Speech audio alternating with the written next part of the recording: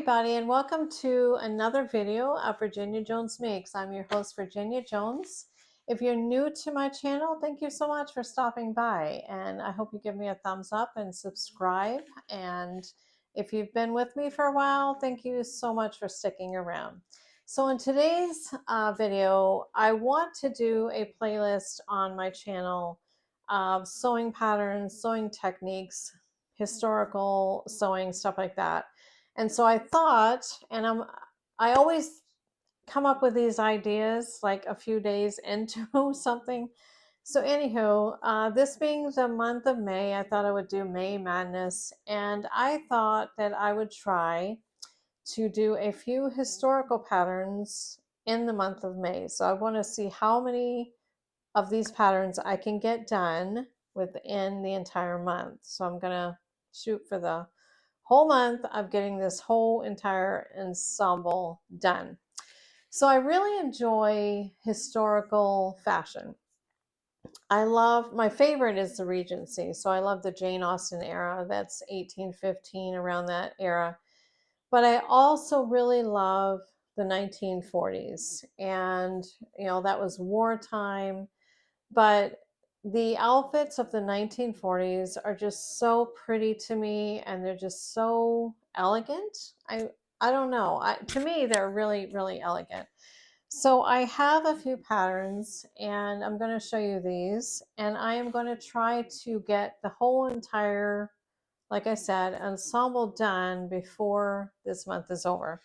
So for the first pattern, I have a 1940s dress pattern, and it is from Simplicity, and it's just something that's very elegant. I think it's very nicely streamlined. There's a little bit of gathering in the sleeves and the bust area. You have a nice collar that goes on, and it's just really, really cute. And I thought it would just be something very simple. I am going to be going on vacation, so I'd like to have a few new dresses, some new clothes that I want to be able to put on or wear, on my vacation, to be able to go shopping and, stuff like that. So I thought that I would try to make this. Now, I want to add that I'm really frugal when it comes to sewing. So if I can take a bed sheet and make a dress out of it, that's what I'm going to do.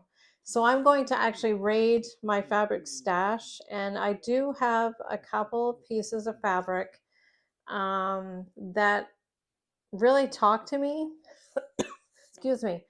If you are a seamstress, I think you'll know what I mean. So if I go to, say, Goodwill or an estate sale, or a place where they might have a free fabric, and I find a piece of fabric that it kind of calls out to me. And so I have a few yards of fabric that really speak to me. Like I have one that I'm going to be making a Titanic era, so it'd be 1912 era. I want to be able to make a dress from I think it would be called the Edwardian. I may have that wrong. But anyway, around the 1900s anyway. And I have that piece of material that is just like, yeah, make a dress from the Titanic. So I'm going to try to do that. I also have one that I figure is like the 1960s. I got a piece of fabric that just screams like the 60s, 70s. And so I do have a piece of fabric that I think would just go absolutely lovely with this. So I'm going to try to do this dress. So with the dress, and I was looking through my patterns, and I apologize, goodness. I was looking through my patterns, and I thought about making one from the 1900s, the early 1900s. And then I saw the other two patterns I had that would go along with this dress pattern. And I thought, I think I'll stick with the 1940s. So I have a 1940s apron pattern that is really, really cute. I love this one. It's so adorable. And I have rickrack. That's the stuff on here that is going down the seam line.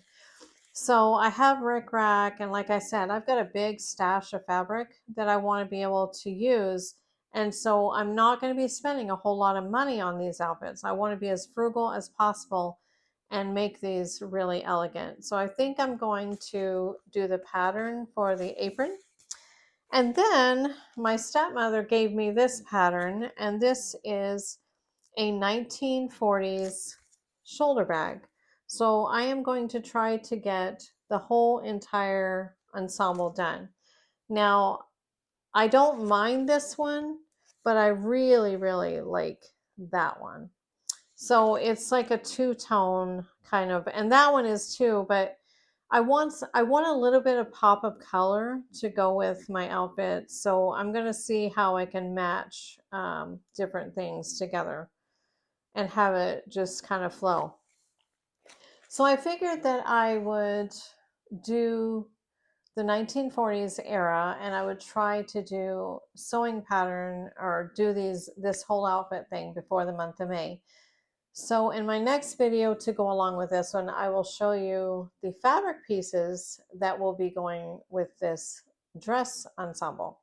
So anyway, thank you so much for watching. And if you are a historical seamstress, I would love to read your comments. What type of era is your favorite? And how did you learn to start sewing historical clothing? So thank you so much for watching, and I will see you in the next video. Bye.